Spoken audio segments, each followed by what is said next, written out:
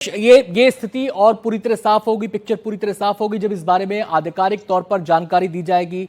Timeline का भी जिक्र होगा, कैसे कैसे चीजें आगे बढ़ी ये भी बताया जाएगा। लेकिन जो साहू साहब आए हैं भारत के पास, वापस भारत में लौट आए हैं, तो इसके बारे में आप बता सकते हैं टाइमिंग के बारे में कि कितने बजे सब कुछ हुआ और कैसे उनकी वापसी हुई, इसके बारे में क्या जानकारी आपको मिल रही है?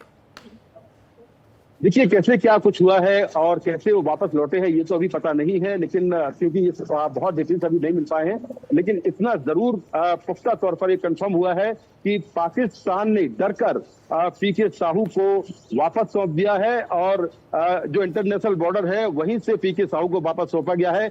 खुद पाकिस्तानी रेंजर्स बीएसएफ को पीके साहू को सौंपने आए थे, तो अब जो पीके साहू है वो अपनी यूनिट में, अपनी जहां जो उनकी रेंज है वहां पर वापस लौट आए हैं और फिलहाल जो बीएसएफ के अधिकारी हैं वो उनसे बातचीत कर रहे हैं, पूछताछ कर रहे हैं 21 दिन की कस्टडी में क्या कुछ हुआ और किस तरह से पाकिस्तानी सेना ने उनको ट्रीट किया, ये सारी जानकारी दी जा रही है। मुकेश, जब हम मूवीज या कई सारी वेब सीरीज में इस तरीके के सीन्स देखते हैं, जब गलती से कोई जवान बॉर्डर क्रॉस करके दूसरे देश में चला जाता है तो हमें ये दिखाया जाता है कि किस तरीके की यातनाएं उसे वहां पर दी जाती हैं। ये भी क्लियर होगा जब साहू साहब से बातचीत होगी कि क्या कुछ हुआ वहां पर। देखिए, वही मैं कह रहा हूँ कि जो बीएसएफ के अधिकारी हैं वो लगातार पीके साहू से बातचीत कर रहे हैं कि 21 दिनों के अंदर पाकिस्तान में क्या कुछ हुआ, किस तरह से उनको रखा गया, वहां के जो सैन्य अधिकारी हैं वो उनसे क्या बातचीत कर रहे थे, क्या कुछ पूछताछ भी उनसे की है और क्या उन्होंने वहां पर बताया है, ये सारी जानकारी उनसे दी जा रही है।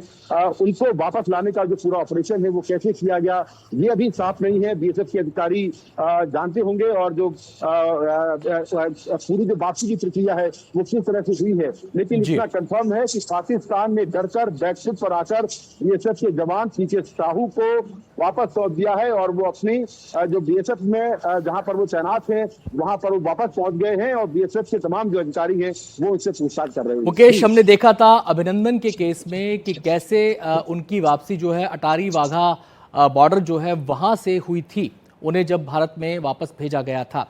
तो अब क्या ये जानकारी मिल पाई है कि जो साहू साहब हैं उनकी जो वापसी हुई है ये उसी बॉर्डर से हुई है जहां पर वो गलती से चले गए थे पाकिस्तानी सीमा में? क्या डिटेल्स इस बाबत मिल रही हैं?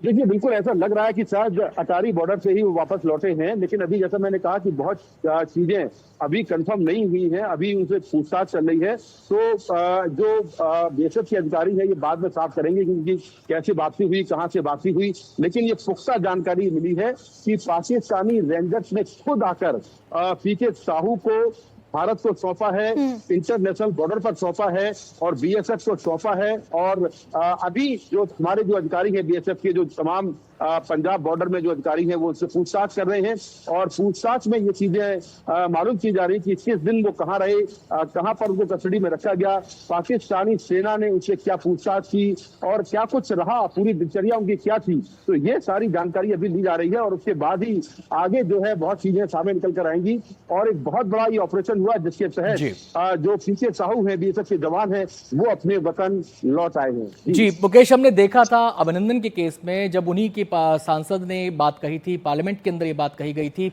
कि पैर थर थर कांप रहे थे, पसीने में लथपथ थे कि भारत आक्रमण कर देगा, उनको छोड़ देना चाहिए। और मुझे लगता है कि ऑपरेशन सिंदूर जो हुआ उसके बाद पाकिस्तान की हालत कुछ वैसी ही थी, लिहाजा उन्होंने पाकिस्तान के जो रेंजर्स है, पाकिस्तान के जो थिंक टैंक है, पाकिस्तान की जो मिलिट्री है, पाकिस्तान की जो सरकार है, इसी दिशा में उन्होंने कदम बढ़ाना बेहतर समझा।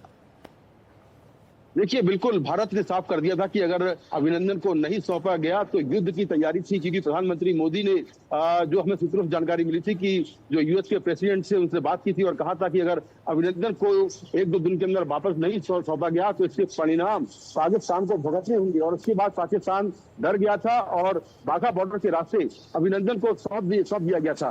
तो ऐसा ही लगता है जैसा भारत की सेना ने कार्रवाई की है, ऑपरेशन सिंदूर लॉन्च हुआ, इसके बाद पाकिस्तान में जो सैन्य अड्डे हैं वो तबाह किए गए, जो आतंकियों के ट्रेनिंग सेंटर हैं जैसे मोहम्मद, हिजबुल मुजाहिदीन और जो लश्कर तैयबा है उनके जो बड़े आतंकवादी हैं वो मारे गए और उनके जो आतंकी अड्डे हैं वो तबाह किए गए। तो इससे पाकिस्तान कहीं ना कहीं प्रेशर में आया, बैकफुट पर था, संघर्ष विराम की अपील की और अब बीएसएफ के जवान को भी वापस सौंप दिया है। तो ये दिखाता है कि किस तरह से जो भारत है, जो हमारी सेना है, वो फ्रंट फुट पर है और जो पाकिस्तान है वो बैक फुट पर है। मुकेश, अब जो साहू साहब वापस आ गए हैं, उनसे बातचीत की जा रही है, आगे की प्रक्रिया आपसे समझना चाहेंगे, आगे क्या प्रक्रिया रहती है? वो अपने परिवार से मिलेंगे, कब वो रिज्वाइन करेंगे बीएसएफ?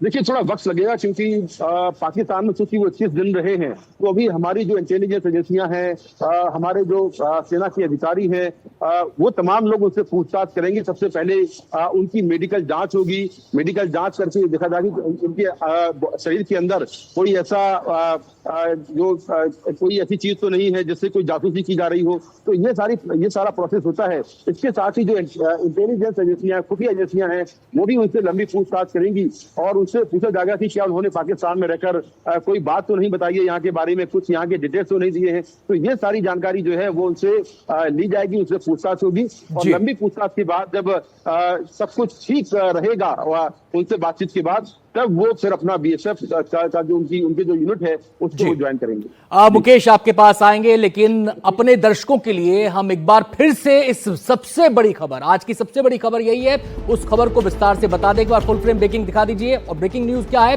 बीएसएफ का जवान जो गलती से पाकिस्तान की सीमा में चला गए थे, वो अब वापस भारत लौट आए हैं। बीएसएफ के जवान पीके साहू को पाकिस्तान ने भारत को सौंप दिया है। भारत वो लौट आए हैं। 23 अप्रैल को फिरोजपुर बॉर्डर पर पाकिस्तानी रेंजर्स ने बीएसएफ जवान पीके साहू को हिरासत में लिया था और पूरे 21 दिन के बाद उनकी ये वापसी हुई है। आपको बता दें कि गलती से सीमा पार वो चले गए थे और तब पाकिस्तानी रेंजर्स ने उन्हें हिरासत में ले लिया था। और अब ये जो वापसी जो हुई है, इसको माना यही जा रहा है कि ऑपरेशन सिंदूर जिस तरीके से चलाया गया, उसमें पाकिस्तान की जैसे धज्जियां उड़ाई गई, उसके बाद पाकिस्तान दबाव में आया, बैकफुट पर आया और ये वापसी मुमकिन हो पाई। और उन लोगों के मुंह पर भी अब ताला लग जाएगा जो सवाल उठा रहे थे इस बात को लेकर कि पीके साहू की वापसी आखिर कब होगी। वापसी हो चुकी है, लेकिन जब ऐसे मामलात होते हैं तो उनमें एक निश्चित एसओपी होता है, यानी कि एक प्रक्रिया होती है, उससे गुजरना पड़ता है और उसके बाद चीजें आगे बढ़ती हैं। तो मुकेश ने हमें विस्तार से ये तमाम पहलुओं पर जानकारी दी है। तो आज की सबसे बड़ी खबर कि पीके साहू बीएसएफ के जवान अब हमारे पास फिर से आ गए हैं, भारत में लौट आए हैं।